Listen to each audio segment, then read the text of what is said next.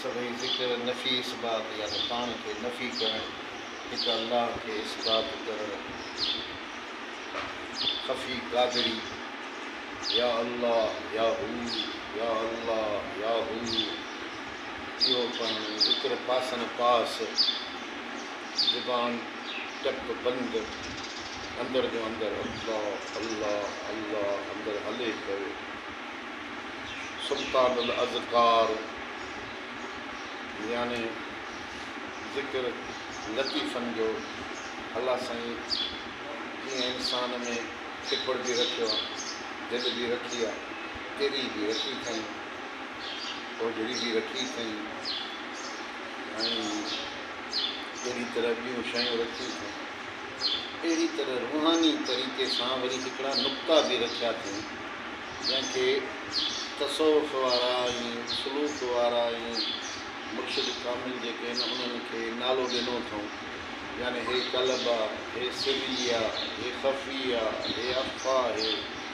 अफ़्वा हिन तारूं जे चोटी ते थींदो आहे। इहे उन्हनि जा नुक़्तनि जा नाला आहिनि जेके इंसान हर कंहिं इंसान जे वजूद में उहे आहिनि ऐं उन्ही खे नूर बणाइणो। हे हिन हिते अंदरि हिन जा असुल जेके आहिनि, जीअं इंसान जो जिस्म जो असुल हीउ आहे, पर जेको इंसान में अंदरि जेको ॻाल्हाए थो ऐं रूह आहे, इन जो असुल वरी मथे आहे।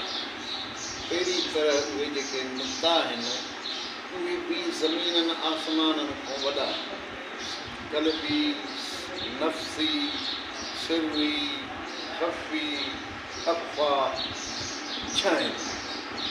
इंसान जो मुरकब यानी इंसान जे शयुनि मां ठहियो आहे, उहे मिटी, पाणी, बाह, हवा।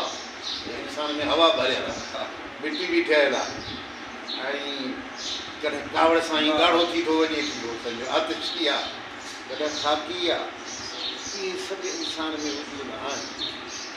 पोइ उन्हनि खे ज़िक्र सां आबाद करणु, क़ल्बी खे, सिरी खे, ख़फ़ी खे, अफ़्वा खे, ख़फ़ी खे, अफ़्वा खे, उहे नूरानियत नसीब थिए थी। उन्हनि जा असुल मथे जॾहिं हीउ साफ़ था थियनि त पंहिंजे असुल सां उहे मिलनि था ऐं सॼो जहान उन्हनि जे लाइ हीअं खुली थो वञे। इहा ज़रूरी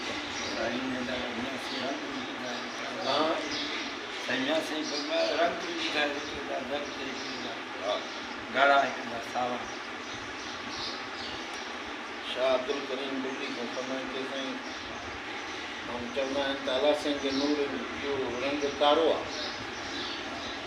माण्हू इहो रंग न आहे कारो जीअं हीउ काराण लॻे थी।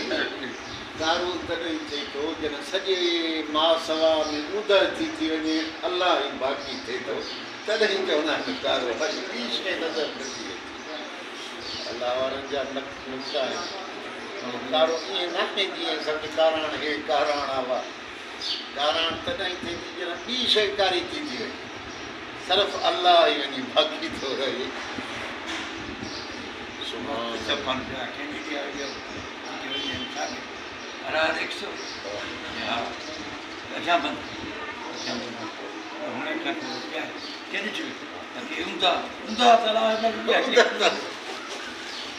चढ़िया मस्तु